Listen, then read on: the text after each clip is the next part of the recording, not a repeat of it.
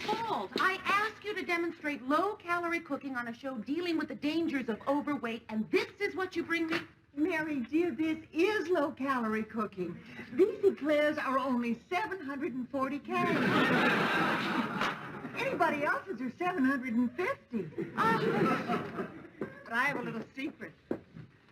I water my vanilla. The point is, Mary, I don't enjoy being insulted, at least not on camera. Sue Ann was insulted? What did they get you on? Your personality, your morality, or your age?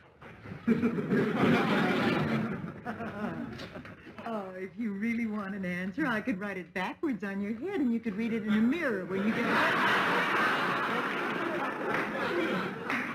Mary, what happened? Well, the doctor who was being interviewed on the show got really upset when he saw what Sue Ann had baked. He started talking about how those things contain these little fatty cholesterol balls that can clog the arteries and block the flow of blood. I mean, he said that kind of cooking can kill a person. Hey, Ted, have a pastry.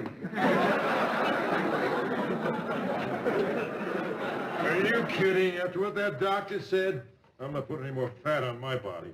Well, I wouldn't worry, Ted. It all goes to your head anyway. Hey, Ted, how's Georgette? She's on her way over now. After she stops by at the doctor. Oh, that's right. She's almost due, isn't she? She better be. You know, during the last few months of pregnancy, you can't even... Yeah, right. Of course, the doctor doesn't say you can't, but he does suggest... Yeah, right. I know. Boy, no wonder those monks pray so much.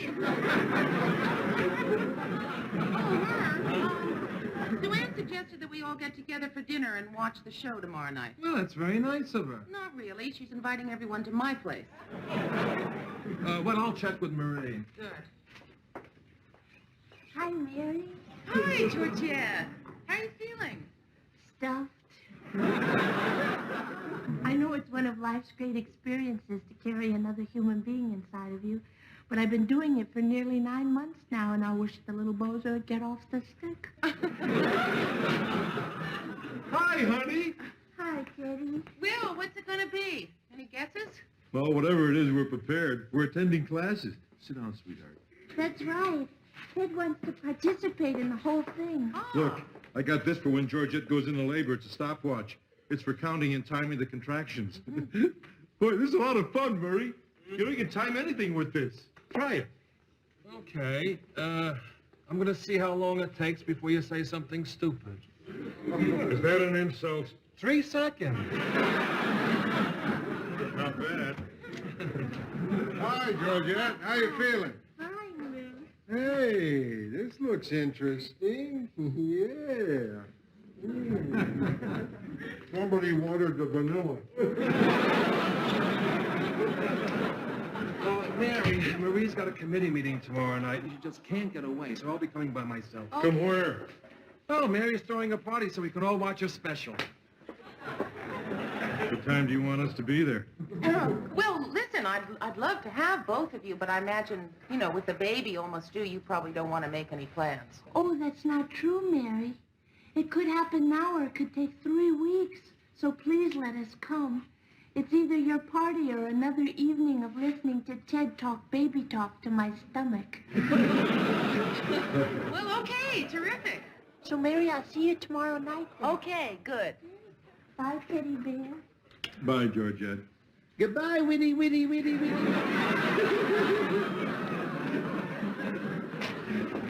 Hey, Mer. Yeah. What do you say you and I have an early lunch today? Oh, sure, Lou, sure. Boy, this is so good. Oh. Mer, do you think Mr. Grant's been putting on a little weight lately? I don't know why. I don't know, that doctor just has me upset, the way he kept talking about how unhealthy it is to be overweight. Mary, you can't talk to Lou about his weight problem. I mean, you know how sensitive he is about his appearance. Remember the time you told him his tie was too narrow? He ripped it off and threw it at you? Now you're going to tell him that there's something wrong with his body? Mer, I am not afraid to tell him what's on my mind. Mr. Grant? What is it, Mary? Nice tie. There? Why, thank you very much. know this is probably none of my business, but when I saw you take those chocolate eclairs, I had to come in here. Oh, you want a bite? What's the matter? It's delicious. No, I'm sure. I don't care for any right now. Oh, it's not because I took a bite out of it. Oh, no, Mr. Grant. I don't want any. Really, what I wanted to talk to you about, If you though, offered me a bite, I'd take one. Yeah, I'm sure you would. Mr. Grant, do we really have to keep talking about this? Well, when somebody turns down a good homemade eclair, there's got to be a good reason. Now, for example, one reason might be...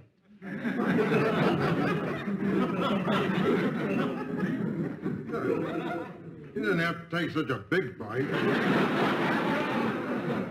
What do you want to talk to me about? You come in here to eat or talk? Mr. Grant, would you sit down? We did a show today on how unhealthy it is to be overweight. Terrific, terrific. There's a lot of people walking around out there with too much blubber on them. Good. I'm really glad to hear you feel that way, Mr. Grant, because don't you think that people who care about those overweight people should tell them?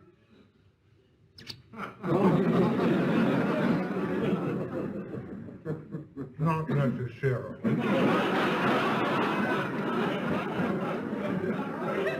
How come not necessarily? Because I'm beginning to catch on, that's why.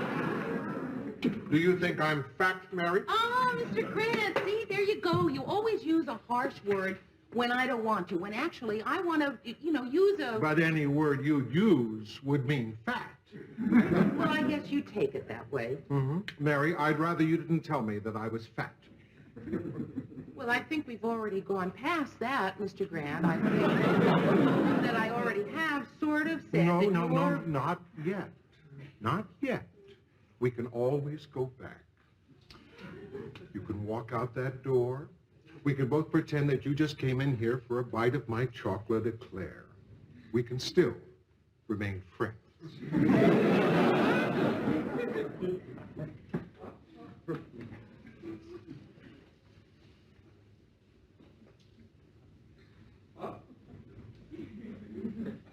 Be smart. Let's pretend. I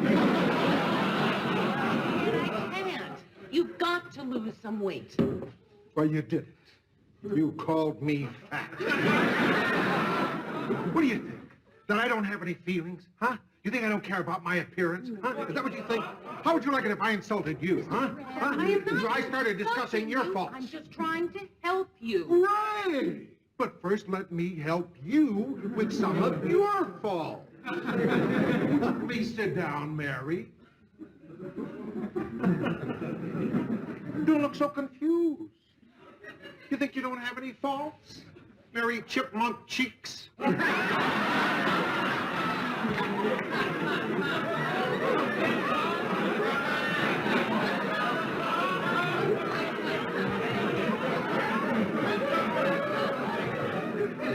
Please don't do this. Mm-hmm. Yeah.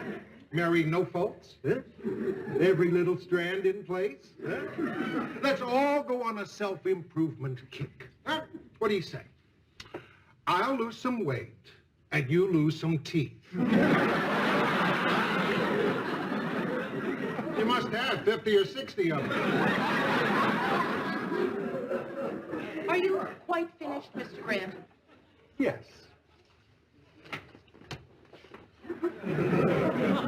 Well, apparently, Mr. Grant, you seem to have felt some need to hurt me because I'm trying to help you. Well, I won't respond by insulting you. I'm simply going to try to bear in mind that some people, when hurt, say things they can't possibly mean. I really hate it when you get classy. How very unfortunate. I am not fat. You are too!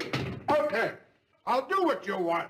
I'll do without food or drink. Nothing. Oh, No come on. food or drink. No, that's Okay? silly. Satisfied? Huh? Starting today, I fast. Nothing. Is that it? Anything else? No. Yes. I also came in here to invite you to dinner tomorrow night.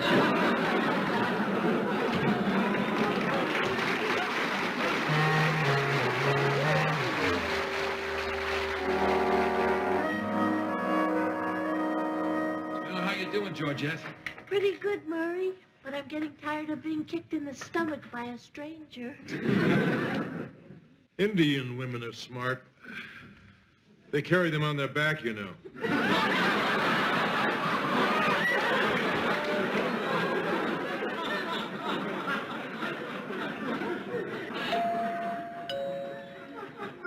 Hang in there. Dinner's almost ready. Hi. Hi, Mr. Grant. Hi. Am I late? No, we're just about to have dinner. Well, I'll just sit and watch you thin folks eat. Mr. Grant, please don't start that again. Please. You see, Mary thinks I should lose weight. Oh, nonsense, Lou. Your body's perfect. I wouldn't touch it. If I did, I wouldn't stop. Well, Mary thinks. Dinner is served. Oh, great. You gonna keep this up all night? Of course not, Mary. You ought to Good. know better than that. Fat people are jolly. Boy, doesn't this look good. Oh, look at all that. Hey, Mary, tell me. Do you think a single raw carrot would put any more ugly fat on me? Not if you stuck it in your nose.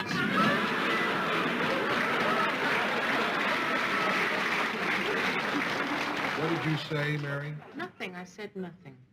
You see, fat people sometimes have hearing problems. Oh, Mr. Grant, please stop. Mary, are you trying to tell me not to Excuse go... me. I hate to interrupt, and I don't mean to spoil your fun. And it's certainly no comment on the dinner because it's delicious, and you'll have to give me your recipe sometime, Mary. But right now, I think I'm going to have a baby.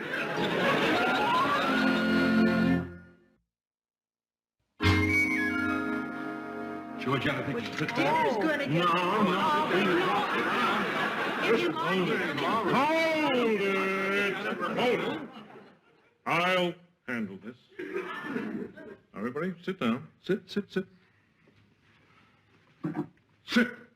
I've been trained for just this moment. The first thing to do is to be calm. Everybody, don't lose your heads. No panic, okay? Oh, sweetheart, tell me what your symptoms are, okay?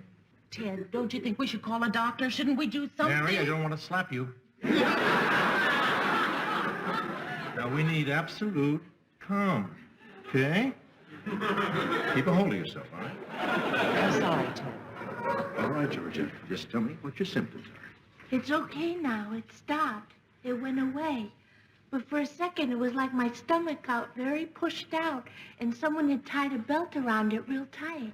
Oh, I had that, but Mary explained it to me. Just don't quit, do you? All right, let's see. Stomach pushed out, belt tight, went away. Got it. I'll call Dr. Morton and report my preliminary findings, okay? Mary, would you mind if I got a breath of fresh air? No, come on, I'll go with you. I'm sorry to ruin everybody's evening. You're not. Well, I'm having a wonderful time. I never realized the last stage of pregnancy could be so stimulating. Almost as stimulating as the first.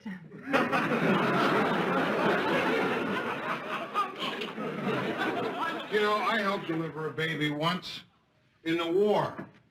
We were under fire in a small farmhouse in the south of France. The local girl went into labor. We had a medic with us, but he was just a kid and plenty nervous. But he did the job. He stretched her out on the straw with her head resting on a big cheese. I helped him, and she was so grateful she wanted to give us something. But all the poor girl had was 8 gross of nylons and 1,000 Hershey bars. There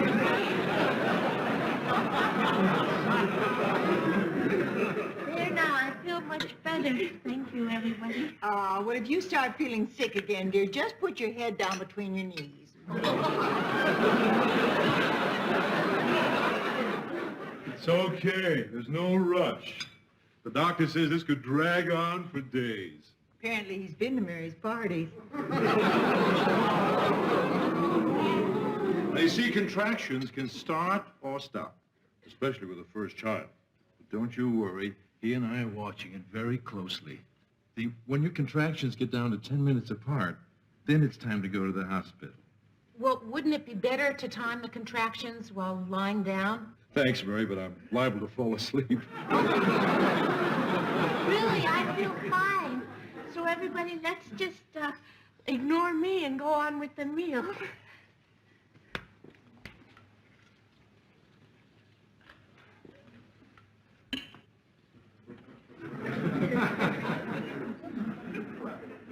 Please, you're embarrassing me. If you let me ruin this party, I'll feel terrible. Let's just go back and start up where we were. Well, okay, let's see, what were we talking about? Don't ask me. You see, fat people sometimes have poor memory. Oh, will you stop it, Mr. Grant? Yeah, that's more like it. Come on, everybody. It's almost 9 o'clock. Mary, there is something wrong with your picture. Try the horizontal hold. Oh, later, Lou. First, let me fix it, please. Well, she's fine. Just resting. Contractions still 20 minutes apart. No change. Look, I don't want to sound self-centered, but my show is about to come on. Ted, are you saying they're 20 minutes apart? Yeah, right. Are you sure? Sure am. Well, how many have there been altogether, Ted? 10. Well, if there have been 10, how could they be 20 minutes apart when we've only been here an hour? Well, let's see. 10 goes into 60. Oh. Oh. And I paid $1.50 for this thing. Teddy, I don't feel so good. I think I should go to the hospital. You want me to drive you? Ted, you better get her to the hospital. Keep calm, everybody. Keep calm. First, I'll call the doctor and tell him to meet us there. No, Ted, we'll call the doctor and you get her to the hospital now. Oh, Mary, I think it's too late for that. Things have already started. Started? You mean the baby here now? Oh, no, don't, Georgette, please, don't, Georgette, not now. Ted, it's the doctor. Oh, I'm sorry. I forgot my training. Don't worry, Georgette. Everything's going to be fine. That's right, and we're right here with you. So, you're going to have a baby. Therefore, there are certain common sense things that should be done when someone's going to have a baby. Like what? The doctor says, don't try to move her when she's starting labor. The hospital's too far. Put her to bed and wait for him to get here. I don't think he's going to make it. I don't think I am either. I think somebody do something. I can't let Lou do it all alone. No. Never mind. I'll go in there with him. I'll do it myself. Wait a minute. Mary, you introduced me to a good-looking young guy in the elevator a couple of months ago. Now, didn't he say he was a doctor? Yes, he did. Oh, but Marie, I couldn't tell you which apartment. Third one down the hall on the left.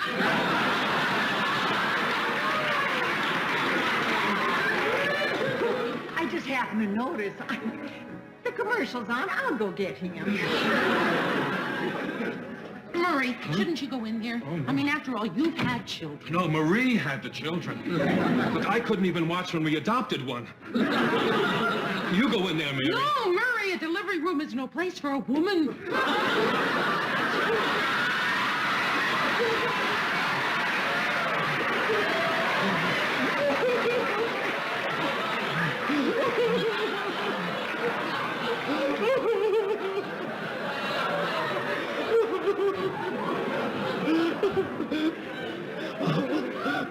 Somebody's got to help me. We're jumping like flies in there. I wanted to help her. I really thought I could go through with it. It's okay, Ted. It's okay. You did just fine. I'm sure Georgette appreciated the knock-knock jokes. Now, I'm going to need someone in there to help me You're not fat.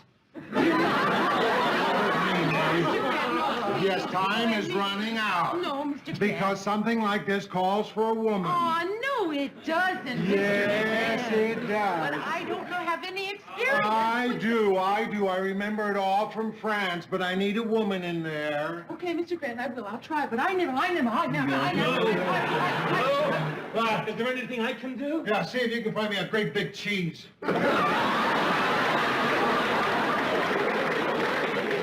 Sue Ann, where's the doctor? The doctor is a PhD in economics. However, he did suggest we boil lots of water and set up a trust fund for college. This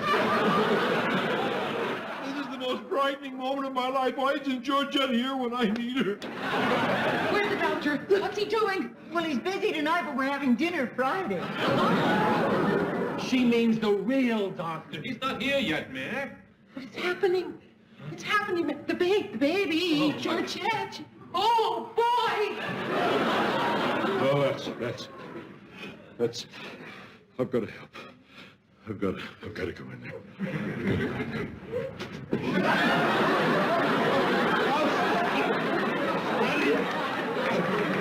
Steady, Ted.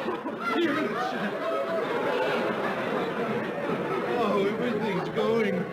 Oh, this is awful. I feel awful. Why didn't somebody warn me? Childbirth is hell. Look, what are we doing out here? A woman is giving birth to a baby in Mary's bedroom. I know, and it's probably the most exciting thing that'll ever happen in there. I just wish there was something we can do. I mean, a baby is being born in the next room, and we're not doing anything to help. Taking any responsibility. I do. I take full responsibility. Congratulations, Ted. Georgette's fine.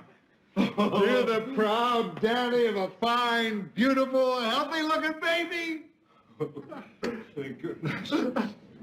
What is it, a boy or a girl?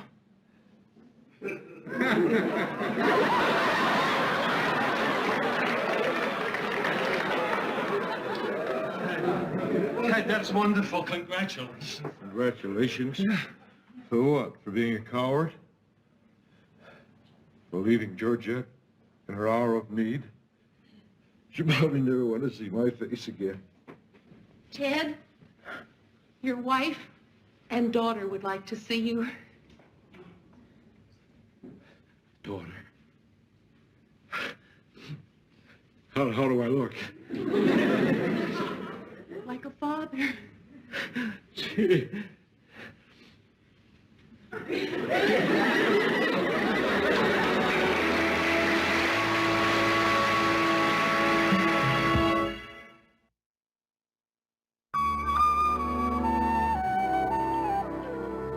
What a sweet little girl. I've never seen anything so beautiful in my whole life. And you did it. Oh, come on, Mary.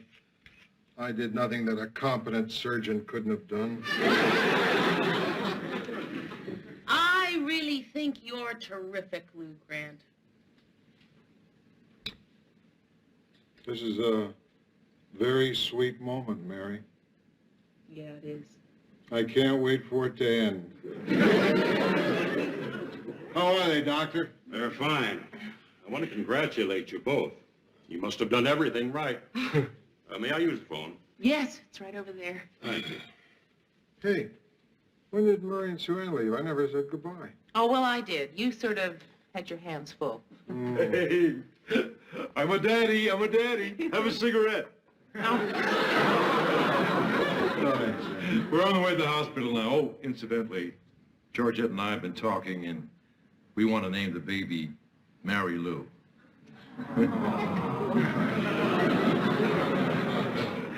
Sorry, big fella, but Lou Mary sounded dumb. Oh, nice meeting you both. Same, Doctor. Just a minute, please. Thanks for the party, Mary. We had a wonderful time.